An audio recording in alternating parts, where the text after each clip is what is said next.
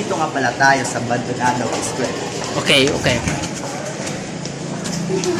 What?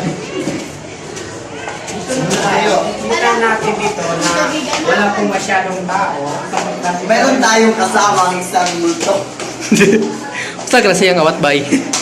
Because It's a copper. Ngayon ay nandito sa taas na lugar. My God, matumba ko dre. Okay.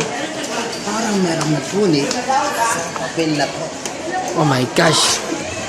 Oh my gosh. Hello. Nakakapunta ka talaga. Abandonado talaga siya kasi meron na siyang scratches dito. Oh my gosh. Kaya pala. Tignan nyo ang ating dinadaanan. Sira-sira na siya.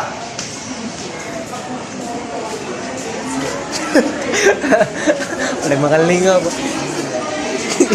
No aesthetic show.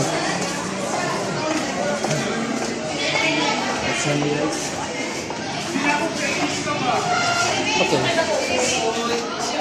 Nandito na tayo guys. Mayroon na mo. Dito na po yung pasok natin. Okay. Tayo ay magpapatuloy po sa ating misyon. Huwag po na po tayo magkapatid. Dito na tayo sa isang paaralan. Paano ko pala ang may namatay? Ano yun? Nakakatakot. Abandonado na talaga siya kasi meron ng sira-sira.